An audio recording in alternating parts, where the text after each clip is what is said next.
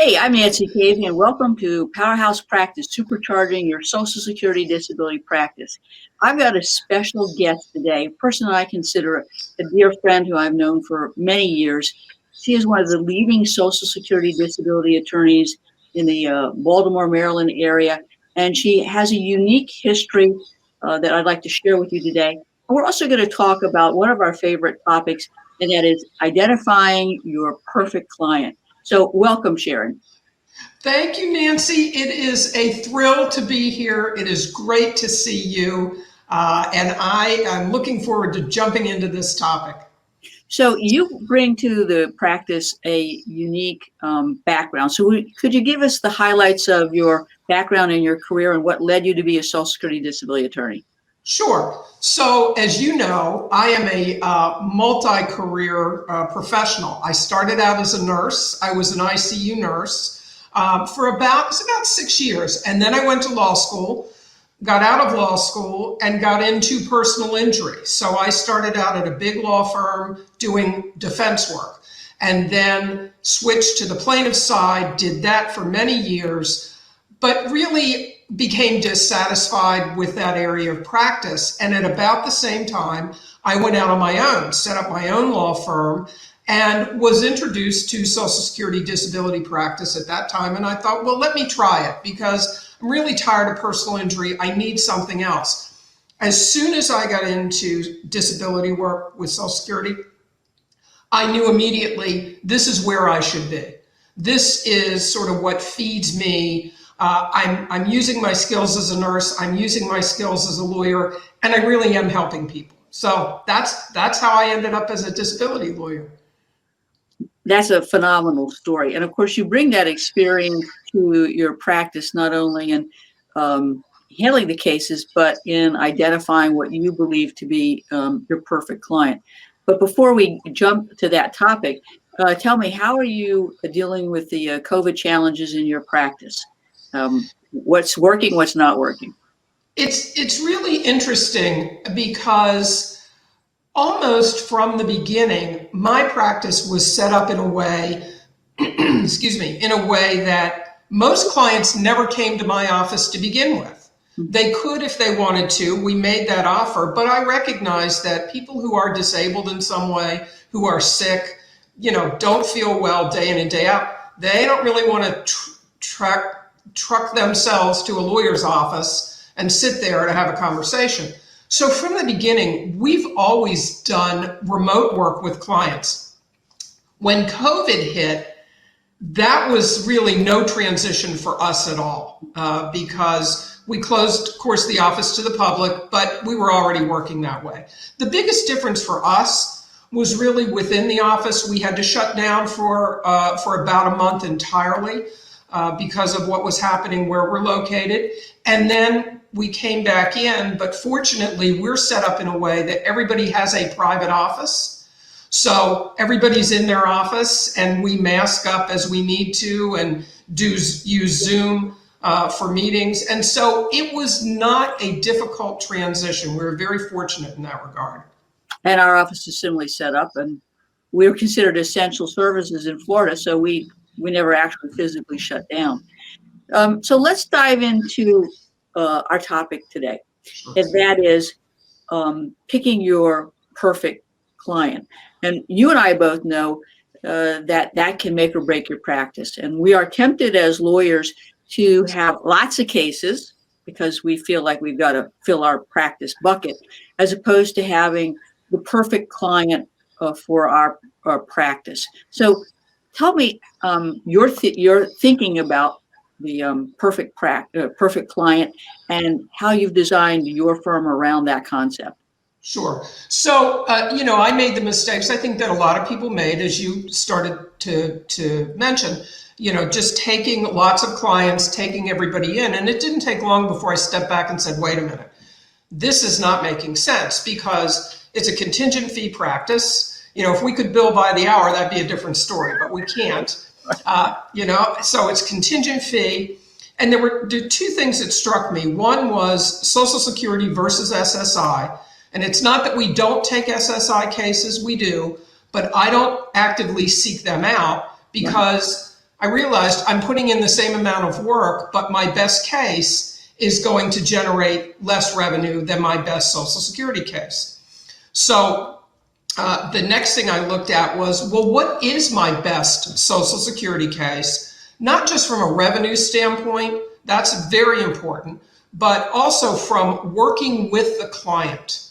Who do we like to work with? Who are the best clients to work with? And what distinguishes them from the other clients that we have. And so I sat down and picked those cases that were the best cases, both from the point of view of people that we're working with and the revenue. And what I found was a couple of things that'll be familiar to everybody. Age is very important. Consistent, steady work history is very important. What is wrong with you? Is it something that is subject to objective evidence? Herniated discs with failed back surgery. Now that's a good case because we've got the MRIs, we've got surgeries, and we've got documentation saying, they don't come right out and say the surgery didn't work, but it has not been successful in relieving their pain, etc. So even with younger clients, when I see failed back surgery, and that's how I've taught my intake staff, I'm like, this is going to be a good case. So you want to look for that. But I gear my marketing towards people that are older, 50 to 60, good work history, and problems, issues that I know are going to turn into a good case. So, degenerative disc disease with surgery, that didn't work.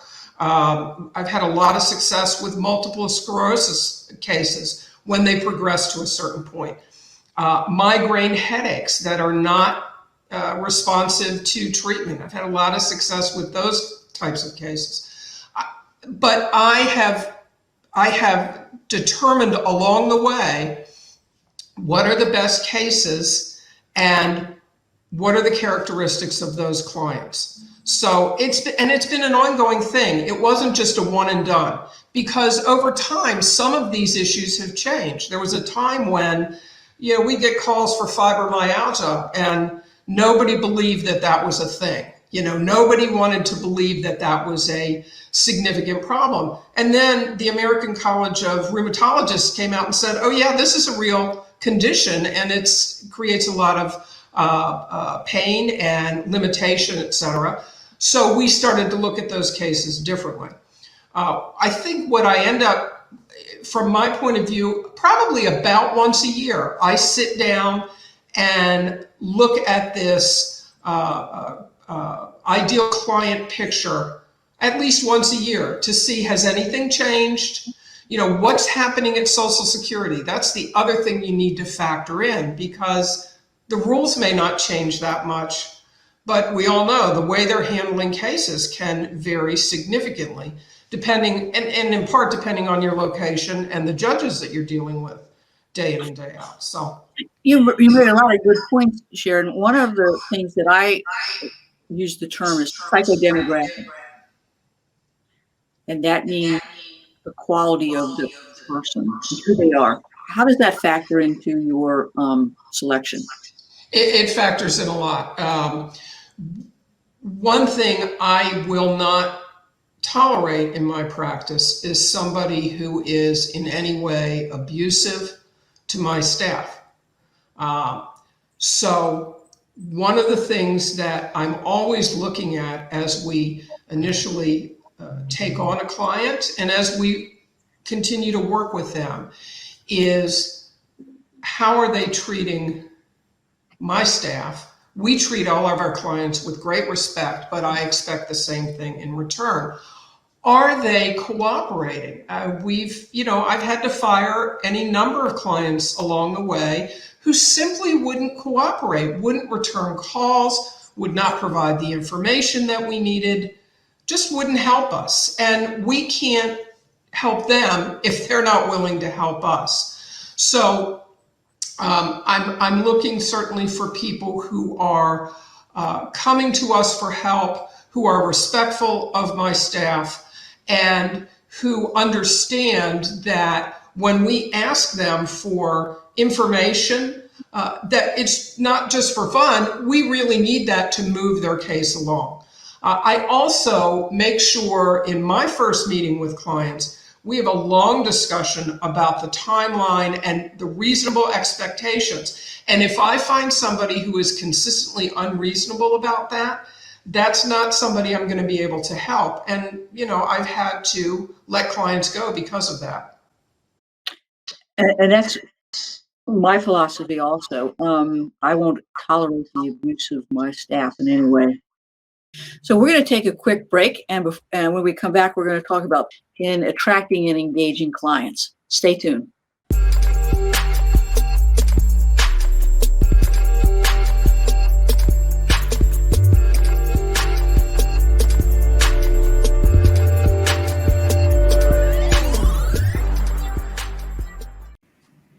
So Sharon, one of my favorite books that I've used to learn who my perfect client is and how to attract them is a book called Attracting Perfect Customers by Stacy Hall and Jan Broznick, Brogniez.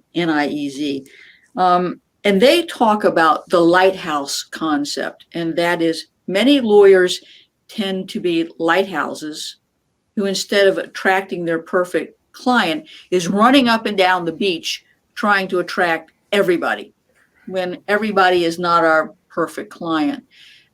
So one of their exercises that they do in this book talks about trying to figure out, one, who your perfect client is, but how to attract them to your lighthouse. How have you decided to attract your clients, who your perfect clients are, and what has worked and what hasn't worked? Sure. Those are great questions. So the first thing that I had to decide was to have the courage to say no, and to say no to cases that were not perfect. And the second thing I had to decide was to stop this let me be everything to everybody approach. So I have done any number of things, just like you have, I'm sure. And there's an old saying, I don't know how to tell you one way to get 100 clients, but I can give you 10 ways to get 10 clients. And it's very true. I have done, SEO, website. I have a YouTube channel. I have a newsletter.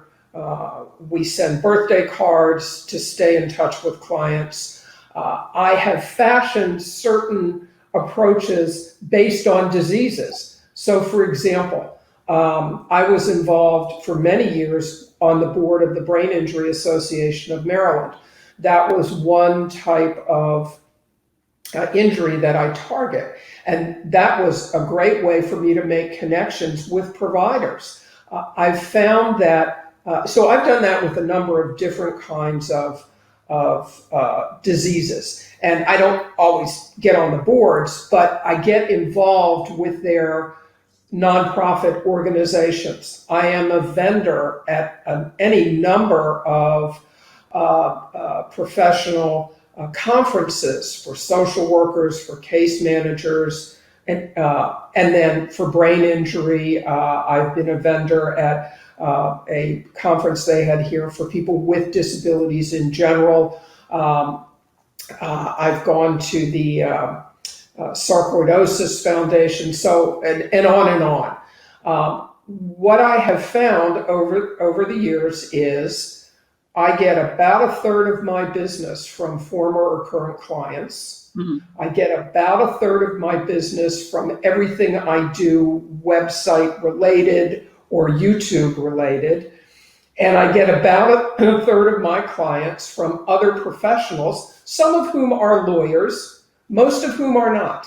So I've taken the approach of making connections with the healthcare providers who are likely to be in front of my ideal clients and can make a referral to me. And that's worked out very well. I will tell you that particularly when I go to these conferences, I'm usually the only lawyer. And if there's another lawyer there, it's usually a trust and estates lawyer. So I have just been able to make tremendous inroads in developing relationships with other professionals and educating them on what is a good disability case and what is not, so that they understand, even before they make a referral to me, they understand, why are these people getting denied? I don't understand it. And I will explain that to them. I've given presentations to case managers, to social, et cetera, to try to educate them on what we're looking for in a case and what Social Security is looking for. I also have a booklet about Social Security disability. That has been a huge way to get my name out there and get it passed around. It's, the best business card you could ever have. It's not that hard to do. It sounds so overwhelming, but when I finally sat down to do it, I said, well, let me just record what my speech that I give to a new client, and then I built it out from there. So you have to do multiple things, and you have to revise them over time. But you want to spread your name out there, and slowly but surely, your name builds up, and you start getting referrals from everywhere. So how do you train your intake staff to identify your perfect client and your perfect case? So I'm talking about demographics, who they are, how they think, what motivates them, and the nature of the case, their medical condition, their age, their education. How do you train your staff, your intake staff? Well, first, I have written parameters for them. This is what we're looking for. And I've told them, look, it doesn't mean that once you learn this, if you think it's a good case and it doesn't meet all these parameters, we won't take it. We will, but you need to build up your expertise. So first I give them a list of questions. They have their script for intake. They know exactly what they have to ask about. And I teach them why these questions are important, why it's important to know, for example, what treatment are they getting currently for the problems that they're saying is keeping them from working? Because when they get the answer of, well, no, I'm not getting any treatment now, and no, I haven't had treatment for a year or so, we know that's not going to be a case we're going to take. But I teach them why each question that they're asking is important and what information we're trying to pull out from the client. So that's the first step, to give them that script and to teach them why we're doing that. Secondly, in the beginning, we would do the calls together. And I would ask the questions, and I would tell the potential client, now listen, we're doing some training here, and so there's two of us on the phone. Is that okay? Sure. Clients are here. And they would listen to me and how I would approach it and how I would ask the question, listen to the answer, and then follow up on that. Because what I emphasized was, it's not just get through all these questions. You have to listen to the answers. And if things don't make sense to you, keep asking more questions until it makes sense, what they're telling you. If the chronology doesn't make sense, or the not so much for them, because I was a nurse, sometimes I would have questions about treatment, but I never expected my staff to be able to answer those questions, and that's okay. But what the client was saying to them had to make sense to them. And if it didn't, I said, it's okay, just keep going back until you understand, you're sure that you're understanding what they tell you. Ask them about their work history. That's part of what the initial intake is. And you don't have to get all the specific details that we're going to need, say, for a work history report, but you do want to get a general sense of, what is their work history like? Is this somebody who has a long, steady record that is going to be looked upon favorably by Social Security, as opposed to somebody with a very spotty record and not a good explanation as to why the record is so spotty? and have them have the potential client explain to you any gaps there. What was that about? Have the client tell you very clearly why they can't work. And initially, you always get to say, I can't sit too long, I can't stand too long, I can't walk too far. And my staff, learned immediately, no, that you don't take that as an answer, because that's not what we need. So it involved a lot of teaching in the beginning, and then they would move to, I was asking the questions and they were listening to, they were asking the questions and I was listening to them do the intake. And then finally to the point where they're doing it on their own. You come to me, ask me if you're not sure, don't take it if you're not sure. Explain that, you and I are going to review it and that they will get back to you. And that's worked extremely well over the years. And how often do you do practice sessions with your staff? Let's say they've been with you. Well, let me back up. How many intake people do you have, and how often do you train them or retrain them? I have right now. I have 2 people that are doing intakes. One's been with me almost 15 years. Wow. Yeah, and the other has been with me 6. And so honestly, retraining really is not an issue. In the beginning, I would probably every 3 to 6 months do some retraining, or if I would see like, oh, you took this case, let me explain to you why I think this is problematic. Right. Okay. Right. And then they would get it. Like, oh, I never thought about that. So the first year or 2, it was probably every 3 to 6 months we would be sitting down again. But after that, this gets into staffing too, but these are 2 people who, I hire more for not experience, but ability to learn and personality. Right. And these were 2 people who had never set foot in a law firm before, either one of them. Had no experience whatsoever doing disability cases or anything legal, but had the right personalities and are capable and willing to learn. There's nothing more frustrating than having somebody who's capable but not willing to learn something new. But, that's so true. But so once you get the right people, you are golden. You are good to go. So you brought up the use of what I call flanker markets, and flanker markets are sort of people who interact with the perfect client. And you talked a little bit about how you've developed that relationship, but I certainly have found in the last couple of years it's very difficult to get into a physician's office to do a presentation, to answer their questions, explain what a good client is, what their role is in completing residual functional capacity forms. What's your experience been, and how have you been able to open those doors?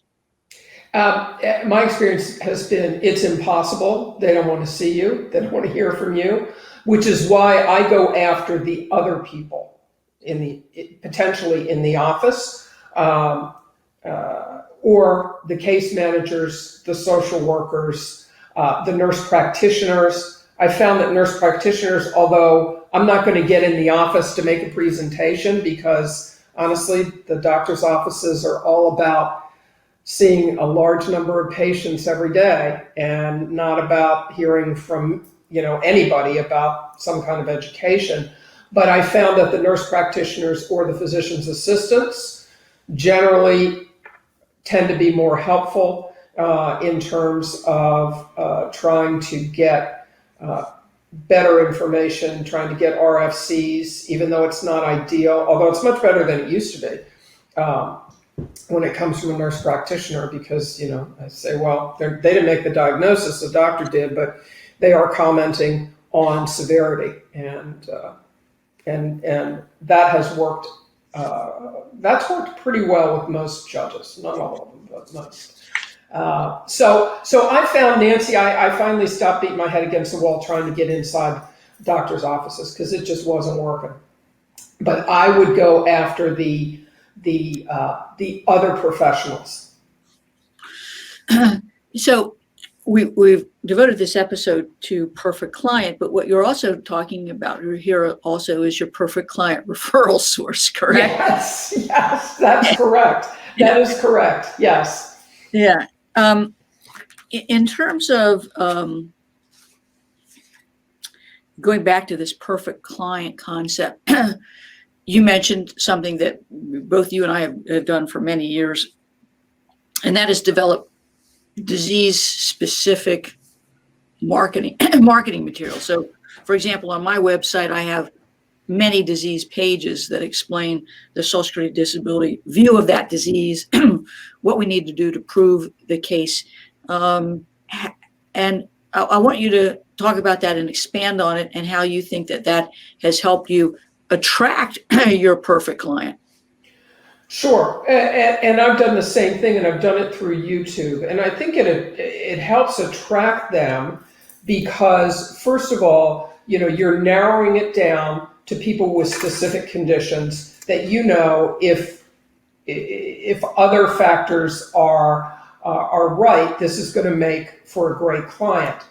The second thing it does is a lot of education, because I will say, listen, this is what we have to prove. This is what has to be true for you. Just because you have, let's take MS, just because you have multiple sclerosis, that doesn't mean you're disabled in Social Security's view. And many people have MS and work without problems or with very little problems their entire work life. So it has to be much more than that. It's not about your diagnosis. That's just where we start. And then I go through in a lot of detail. This is what we're looking for. And I'll give examples for different disease conditions. So, with MS, for example, do you need a walker? Do you need a cane? Do you have drop foot? Do you have incontinence? Do you have, and I'll just start mentioning different problems that people with MS can develop. And if this is you, and this is interfering with you being able to get to work or to complete your work day in and day out, then we need to talk. And so that naturally eliminates a number of people. And I've had people contact me to say, listen, I read your stuff 3 years ago, or, saw your YouTube 3 years ago.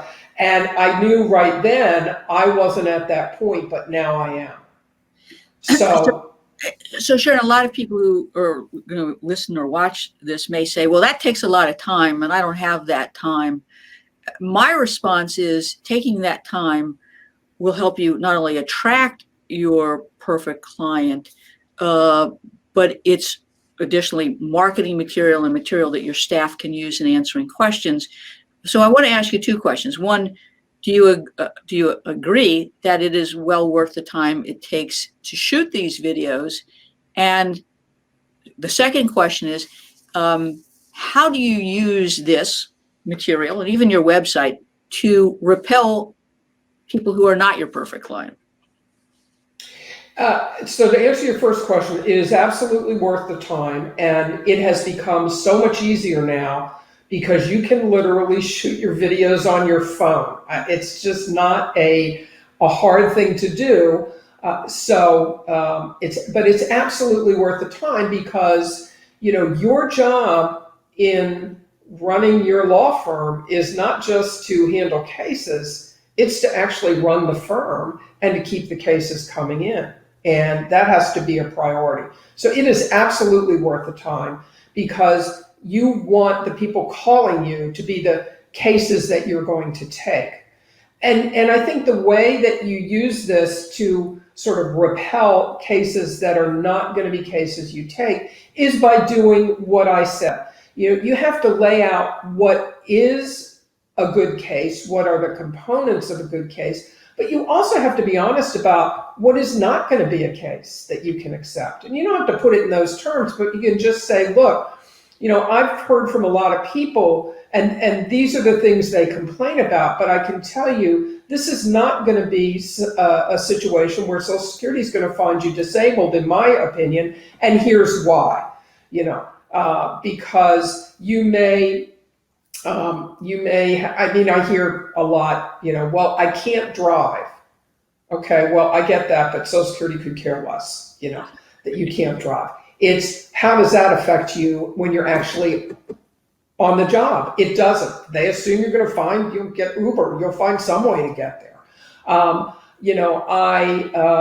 can't, from younger people, I can't do my job, in sales as a sales associate because I have to be on my feet all the time and my feet hurt. Okay, well, let's assume that's true.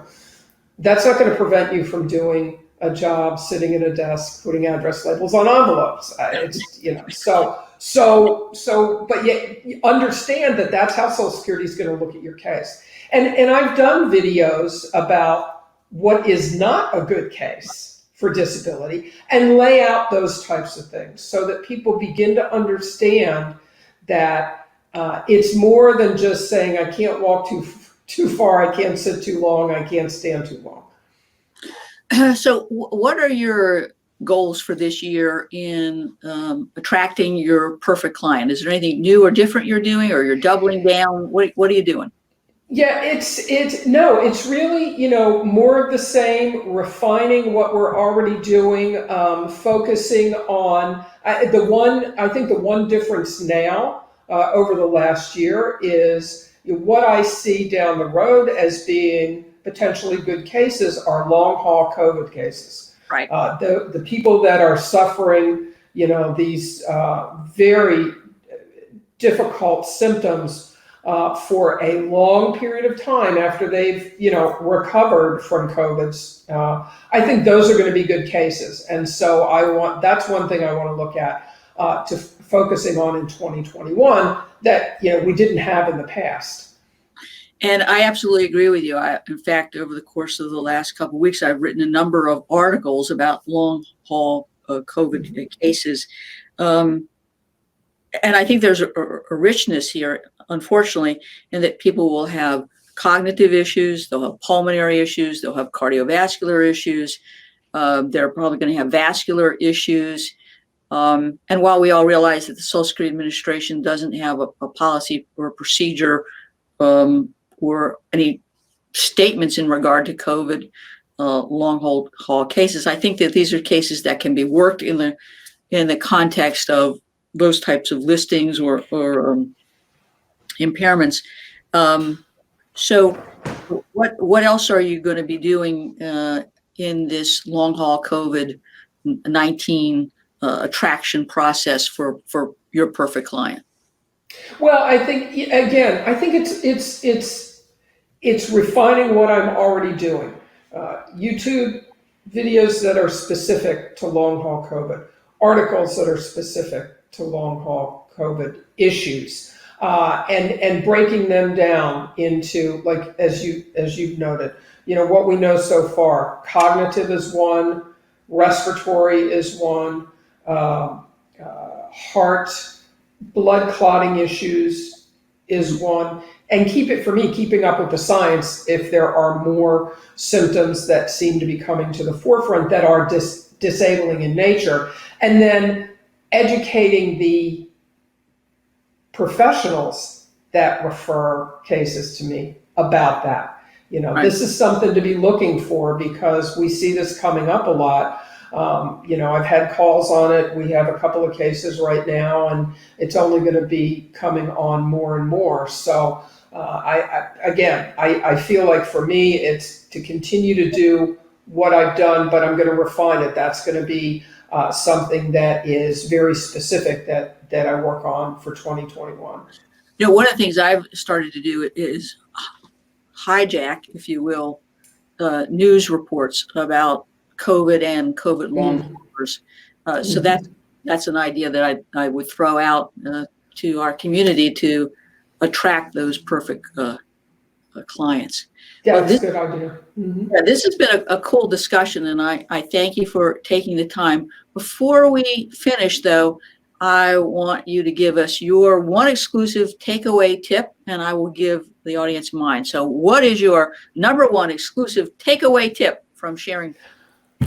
My number one tip on this issue is don't be afraid to say no. If it's not your perfect client, don't take it. And if it is your perfect client, jump on it. But don't be afraid to say no, because too many times lawyers, particularly female lawyers, feel like, oh, I have to help this person. Don't get sucked into that. You're not a bad lawyer because you said no. So my tip is that book, Attracting Perfect Customers by Stacy Hall and Jan Brogniez.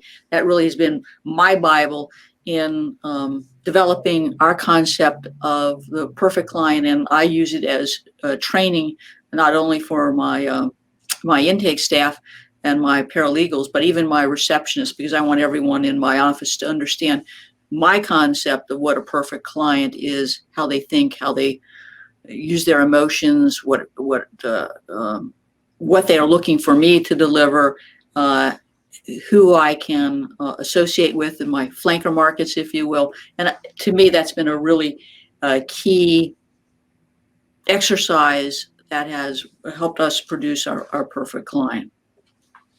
So thanks, Sharon. I appreciate it, and I look forward to talking with you again. And I hope our audience has enjoyed this episode of the Powerhouse Practice. Thanks. Thanks, Nancy.